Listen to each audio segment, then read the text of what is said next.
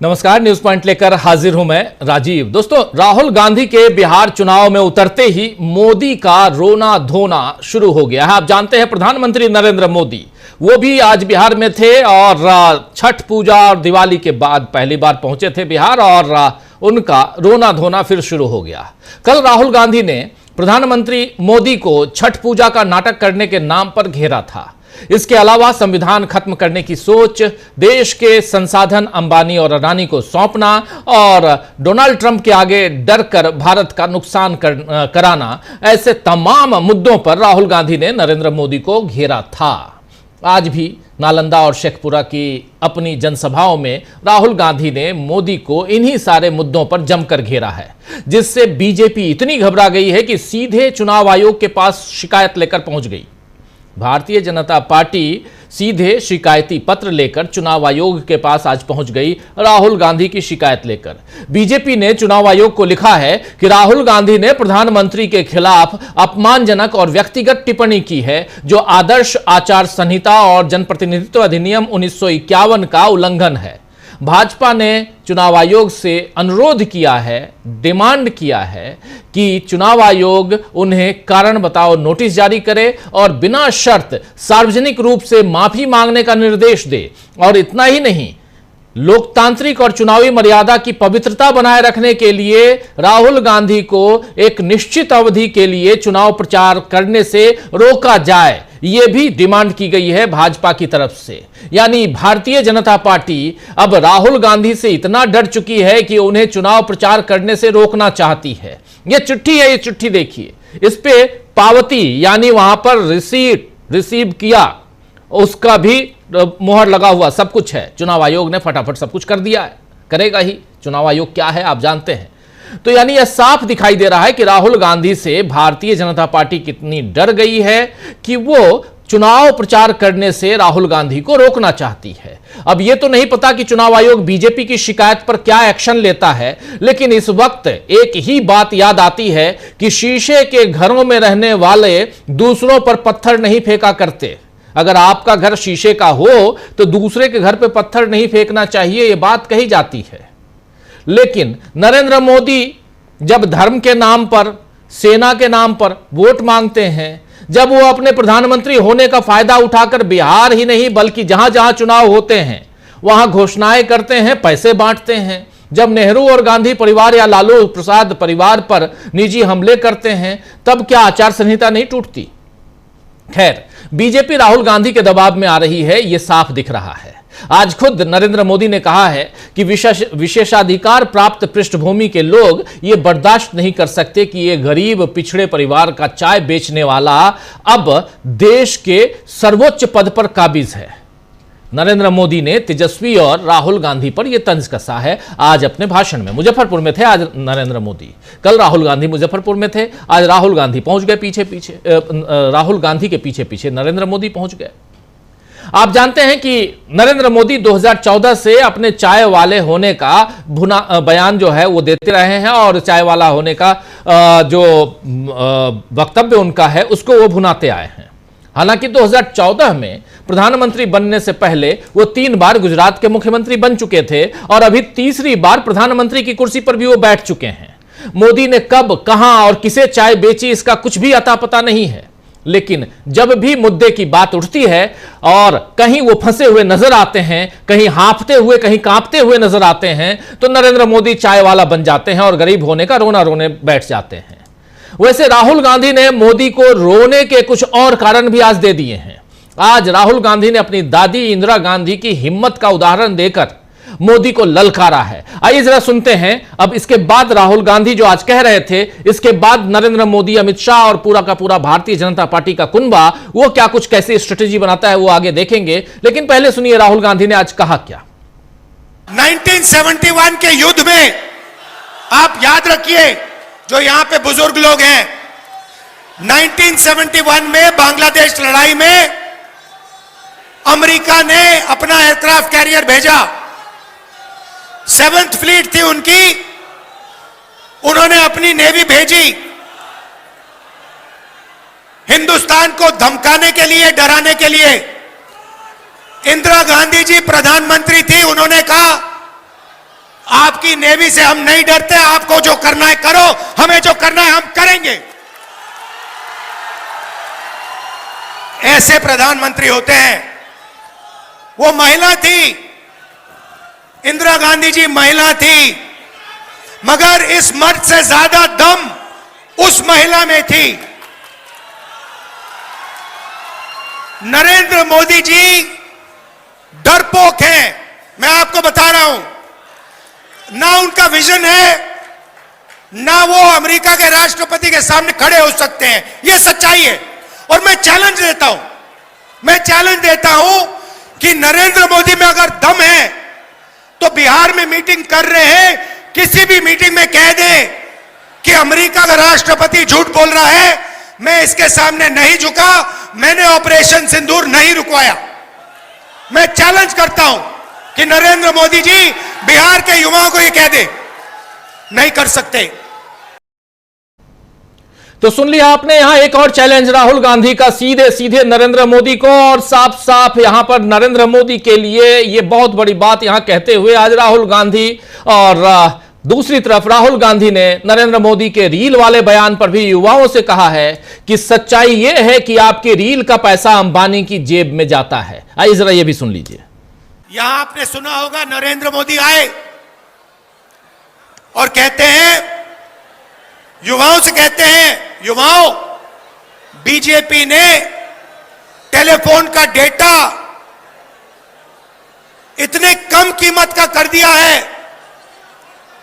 कि कोई भी युवा इंस्टाग्राम, फेसबुक, रील बना सकता है।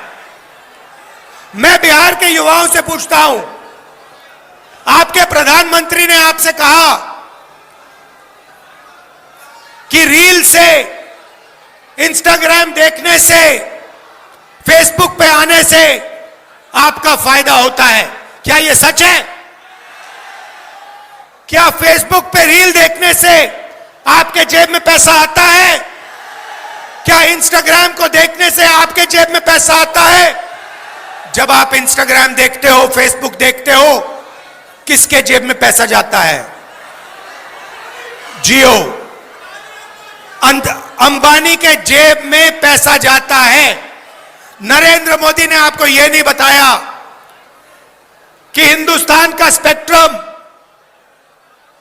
नरेंद्र मोदी ने अंबानी जी के हवाले किया। नरेंद्र मोदी यह नहीं बताते कि पूरी की पूरी मदद नरेंद्र मोदी जी ने अंबानी और अदानी जैसे लोगों की है। आप देखिए, सड़क देखिए, सीमेंट देखिए, डिफेंस देखिए, सोलर पावर देखिए, विंड पावर देखिए, एयरपोर्ट्स देखिए, रेलवे स्टेशन देखिए, सारे के सारे इन्होंने अदानी और अंबानी के हवाले कर दिए हैं। पहले आपको रोजगार मिलता था पब्लिक सेक्टर में, सरकारी कंपनियां होती थी, सारी की सारी बंद कर दी हैं, बेच दी हैं प्राइवेट लोगों को। आज बिहार का युवा रोजगार नहीं पा सकता है, जॉब नहीं पा सकता है, मगर पूरे देश में मजदूरी कर सकता है। क्या ऐसा भविष्य आप चाहते हैं कि बिहार हिंदुस्तान का लेबर क्लास बने? आप यह चाहते हो अपने लिए कि आप पूरे देश में जाओ, हर प्रदेश में जाओ और मजदूरी करो? ऐसा बिहार चाहते हो? नहीं, ये हमें नहीं चाहिए। हमें वो पुराना नालंदा वाला, शिक्षा के सेंटर वाला बिहार चाहिए, जहां पूरी दुनिया से लोग यहां आते थे, इन सड़कों पे चलते थे शिक्षा के लिए। वो बिहार हमें चाहिए। तो सुन लिया आपने यहां पर साफ साफ राहुल गांधी युवाओं को झकझोरते हुए, युवाओं को बताते हुए कि नरेंद्र मोदी ने आपके लिए क्या सोचा और हम क्या चाहते हैं करना आपके लिए। यह बात यहां चुनावी मंच से राहुल गांधी कहते हुए, राहुल गांधी के साथ साथ आज तेजस्वी यादव ने भी नीतीश और बीजेपी की सरकार पर जमकर हमला बोला और घपले करने के आरोप लगाए, बल्कि घोटालों की लिस्ट भी आज तेजस्वी यादव ने इसी चुनावी मंच से गिनाकर रख दी। सुनिए जरा। ये सृजन घोटाले वाले, ये बालिका गृह कांड वाले, जो सीएजी के रिपोर्ट में 70,000 करोड़ से भी ज्यादा घोटाला का जो हुआ है, जो हिसाब किताब नहीं है, बिहार की जनता इन लोगों को सबक सिखाएगी। आज ब्लॉक चले जाइए, थाने चले जाइए, बिना घूस दिए हुए कोई काम नहीं होता। अफसरशाही इतनी हावी हो चुकी है कि जनप्रतिनिधियों का सम्मान नहीं हो रहा, उनकी बात नहीं सुनी जा रही है। मंत्री तो मंत्री रह गया, बेचारा कुछ नहीं कर पाता अपने विभाग में, विभाग जो है सचिव चलाने का काम कर रहा है। ये अफसरशाही जो हावी हुई है, इस बार बिहार की जनता जरूर जो है बदलाव करने का काम करेगी।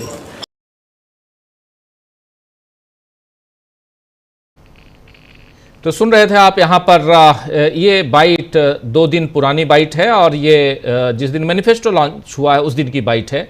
आज वाली बाइट भी, आज का इनका भाषण का अंश भी आप तक हम लेके आएंगे। महागठबंधन की ये आक्रामक शैली इस बार दोस्तों बीजेपी के सारे दांव पेचों पर भारी पड़ रही है। हालांकि बीजेपी के दांव पेच का पहला शिकार नीतीश कुमार ही बनेंगे, यह बात आज अखिलेश यादव ने कही है और दावा किया है कि तेजस्वी ही मुख्यमंत्री बनेंगे। आइए जरा सुनिए अखिलेश यादव को। अभी तक नीतीश कुमार की सरकार चल रही थी और अब इसके परिवर्तन का समय आ गया है। तो आपको नहीं लगता है कि वो दूल्हा ऐसे वो माला किसी को पहना दे रहे हैं? तो माला जो पहनाने का है दूल्हे को पहनाई जाती है, और रिमोट नहीं। ये रिमोट की बात ही नहीं है। 100% आप भी जानते हो, ये जितने चैनल है जागरूक लोग सब जानते हैं कि नीतीश जी को केवल चुनावी मुख्यमंत्री बनाया हुआ है, चुनावी चेहरा है वो। चुनाव के बाद वो चेहरा नहीं होंगे, बैठाया जाएगा बनाम नीतीश कुमार, कितना नंबर देंगे? मैं कह रहा हूँ तेजस्वी मुख्यमंत्री बनने जा रहे हैं। हम सब लोग उनके समर्थन में हैं, और न केवल समर्थन है, सरकार चलाने में जो कुछ हम लोग सहयोग कर सकते हैं उनको रास्ता दिखाने के लिए, उनकी मदद करने के लिए हम लोग तैयार।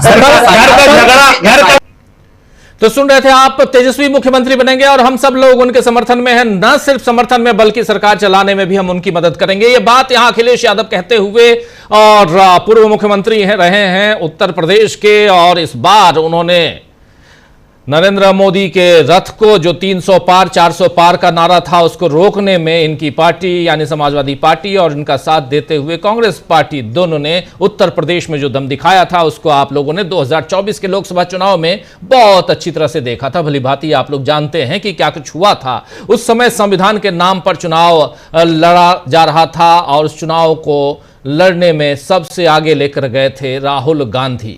और इस चुनाव में भी यानी बिहार के चुनाव में भी संविधान को बार बार दिखाते हैं राहुल गांधी। संविधान के मुद्दे को लेकर तो आते ही हैं, सामाजिक न्याय के मुद्दे को भी लेकर आते हैं, युवाओं को झकझोरते हैं और सीधे सीधे नरेंद्र मोदी को परेशान कर रहे हैं। कल आपने देखा कि छठ पूजा के लिए जो तैयारियां नरेंद्र मोदी करवा रहे थे, अपने लिए अलग से एक तालाब बनवाकर उसमें पीने के पानी को डलवाकर, ये सारी बातें ऑलरेडी मीडिया के जरिए आ चुकी थी। उसको जिस प्रकार मुद्दा बनाया राहुल गांधी ने, उसी मुद्दे को उस पर अपने आप को डिफेंड करने की कोशिश में आज कहीं ना कहीं लड़खड़ाते हुए नजर आए नरेंद्र मोदी। और जब यहां से भी काम नहीं बना, सोशल मीडिया पर तो राहुल गांधी को काफी ज्यादा ट्रोल करने की कोशिश हो ही रही है, लेकिन दूसरी तरफ यहां से भी काम नहीं बना तो फिर चुनाव आयोग के सामने गुहार लगाने भी पहुंच गई भारतीय जनता पार्टी, जो कह रही है कि राहुल गांधी को भाषण देने से रोका जाए, चुनाव प्रचार करने से रोका जाए।